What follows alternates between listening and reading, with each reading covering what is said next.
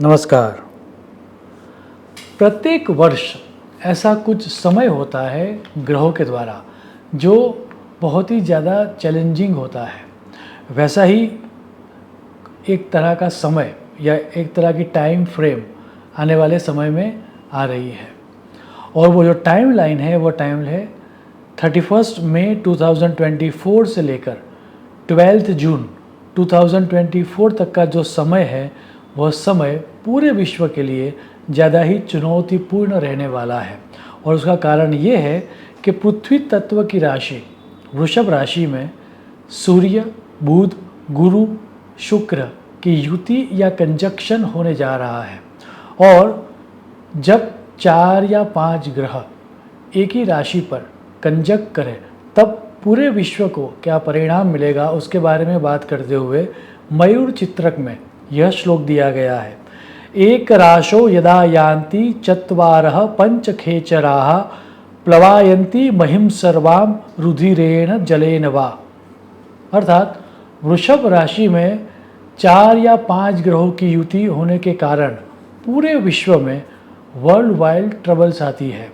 पूरा विश्व एक तरह से डूब जाता है, आइदर ब्लड में या फिर पानी में। उसका अर्थ ये हो गया कि वॉर के कारण या फिर इनक्योरेबल किसी डिसीज़ के कारण पूरे विश्व में ब्लड बाथ होगा और बहुत लोगों की मृत्यु होगी। इतना ही नहीं, आइदर ड्यू टू सुनामी या फ्लड्स के कारण बहुत सारी जगहों पर पानी पानी हो जाएगा। एक तरह से पूरा विश्व मानो पानी के अंदर डूब गया, उस तरह की परिस्थितियाँ क्रिएट होंगी।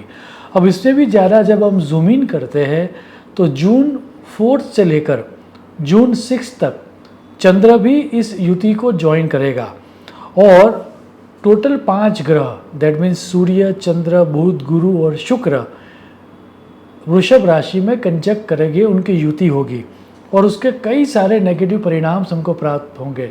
भले ही यह युति 2 या 3 दिन के लिए है, लेकिन इसके कारण जो ग्रहों की परिस्थितियाँ निर्मित होगी उसके परिणाम अप टू एक पक्ष दैट मीन्स 15 दिन या फिर त्रिपक्ष दैट मीन्स 45 डेज तक उसके परिणाम मिलेंगे।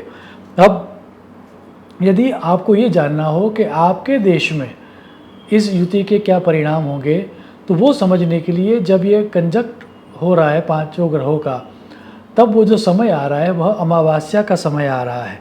सो अमावस्या के दिन पंचग्रहों की युति आपको लेनी है, उसका समय लेना है। अमावस्या आपके देश में जिस समय हो रही है वो समय आपको लेना है और आपका देश का जो कैपिटल है वो लेकर आपको कुंडली बनानी है। उससे आपको पता चलेगा कि आपके देश में या आपके प्रदेश में किस तरह की ट्रबल्स आ सकती है।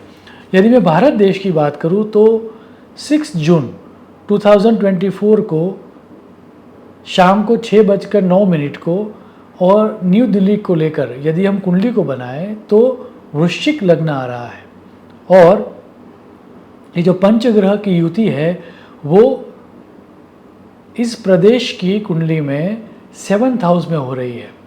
अब 7th हाउस को मेदनीय ज्योतिष में फॉरेन रिलेशंस, विदेश व्यापार एवं फॉरेन पॉलिसी को रिप्रेजेंट करने के लिए दिया गया है। सो भारत को नेबरिंग कंट्रीज के साथ विवाद होने के प्रबल योग है। जहाँ जहाँ भारत के आर्थिक व्यवहार चल रहे हैं वहाँ भी समस्या आने के प्रबल योग है।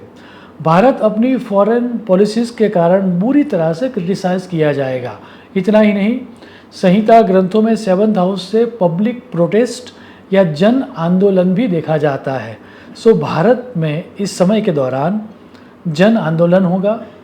पब्लिक प्रोटेस्ट में एग्जिस्टिंग गवर्नमेंट के रवैये को इंटरनेशनली क्रिटिसाइज़ किया जाएगा, क्योंकि ये जो कंजक्शन है वह कंजक्शन पृथ्वी तत्व की राशि में हो रहा है। सो अर्थक्वेक होने के प्रबल योग है। उसमें भी सदर्न स्टेट्स, आपके प्रदेश में जो भी सदर्न स्टेट है वहाँ पर अर्थक्वेक होने की ज़्यादा संभावना है। यदि मैं भारत देश की बात करूँ तो भारत के southern states like Telangana, Andhra Pradesh, Karnataka, Tamil Nadu, Kerala एवं लक्षद्वीप में आइदर मैन मेड या फिर नेचर मेड कैलेमिटीज़ आने के प्रबल योग है। स्पेकुलेटिव मार्केट से लाइक स्टॉक मार्केट और बिटकॉइन से इस समय के दौरान हमें दूर रहना चाहिए, इसमें ही समझदारी है। यदि एलिमेंट्स के आधार पर हमारी 12 राशियों को कौन कौन से एरियाज़ में ध्यान रखना चाहिए वो देखना चाहे तो पृथ्वी तत्व की राशि वृषभ, कन्या और मकर को अपनी हेल्थ के प्रति अलर्ट रखना पड़ेगा।